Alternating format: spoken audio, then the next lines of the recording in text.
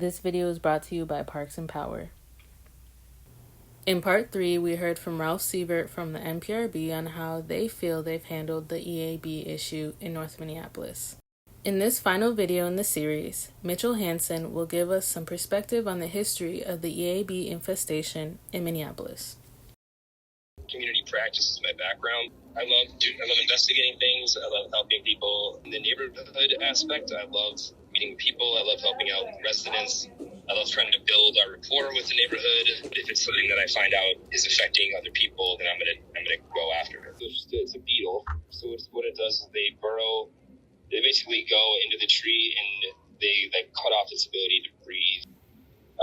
So the main impact of this is ash trees provide some of the most profound benefits out of any trees, and from talking to foresters, one of the general rules of thumb is that you don't plant more than any species of tree that's over 10%, because this is what's going to happen.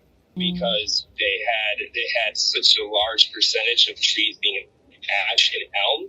There was Dutch elm disease before this, and that wiped out all the elm trees in terms of shade, in terms of stormwater runoff, preventing water pollution.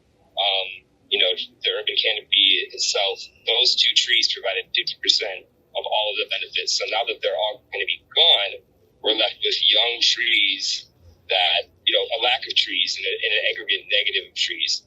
Not only that, but we're left with trees that are being planted that are dying. So that's kind of the nature side of it, is that the city of Minneapolis handled this the worst of anywhere in the country. Every other city around us and every other city was proactive about it. But the city of Minneapolis just said, okay, well, we're just going to remove every single one and just assume that they're infested. In 2010, they basically, that was the first discovery of it, so southeast. They were aware of it, and they started, removing trees. They said they weren't focused on private properties, but in 2010, they were going around the neighborhoods like Bryn Mawr, Northeast, wealthy, affluent, and they were saying, hey, this is coming, prepare. Whether you need to save money, whether you need whatever you need to do, this is coming for your tree. If you want to treat it, they didn't reach out to a single Northside neighborhood association that I talked to. So white, wealthy, affluent neighborhoods in a 13-year head start. And so that's the reason why all the trees that were in Southwest, other parts of Minneapolis, a lot of the people just treated their trees, or they have them privately removed. And when you have them privately removed, it's according to Philip Hatyani, he's the sustainable forestry coordinator. In a speech he made, he said the average cost to not only remove but replace an ash tree is $750. If you get it removed privately, it'll be $1,000, maybe $2,000 usually. Prior to us getting involved, we were seeing quotes up to $16,000. The forced removal that you're seeing in the north side and in other areas, that was not happening in the other areas of the city. They weren't walking onto people's property, tagging trees, getting in their face. The people that didn't have any idea what was going on, they didn't really realize what was happening, and all of a sudden their tree is gone when they get back, and they cut up into pieces. So the impact is, I had people in our neighborhood come to me. One guy unfortunately already had his tree removed, and it cost $6,500 on his property taxes. I was able to use some funds to help another resident get her tree removed at a much lower cost than quoted. But through that, I discovered that there have always been financial hardship options. You can just defer it until you sell your home or you pass away, and then you just have to pay it back then. There's always been a 10-year option, and there's been a 20-year option. And when I got the information from them, what I realized is that in the history of special assessments from 2010 to now, less than 10 people have ever used deferral. Less than 10 people have ever used the 10-year option. 0 people have used the 20-year option.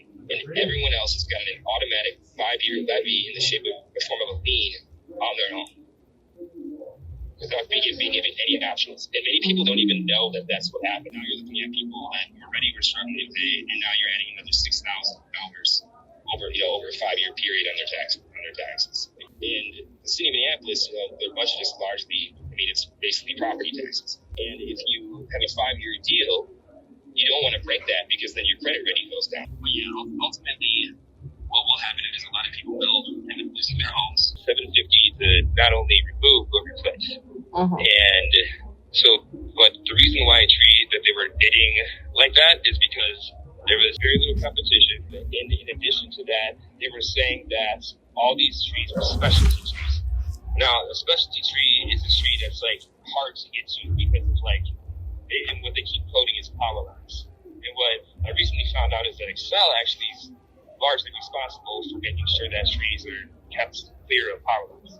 So you have people going around saying all these trees are special trees and they're going to cost more, when in reality, that's not the case. I think that it's been, like I said, it's been possible to start, and that there's no real explanation for why. If you're going around public boulevard trees and just removing ash trees, then you're actually risking spreading it. So it's very possible that they actually spread the deal around the city because their wood processing plant is in the Northside. So they're going around and doing these public trees, and then all of a sudden they're like, okay, we're going to focus on private trees. And a way that could have actually been, they've done it the right way, is to have real, actual community engagement. And they never did. Right when it got here, they would have needed to tell people. And then people could have started saving, and people could have started preparing, or they could have treated. But people would just know that somewhere down the line at some point, their tree probably will get infested and they're going to have to deal with it. They can start treating it, which is only $300 or $200 every 3 years, and then they can save their tree. But instead, they handled it this way, and I think it's all very intentional. So, the fact that we've had to fight for just options that already existed in of itself, I think is just a sign that it's probably even more than negligence, more than complicity. It seems very intentional.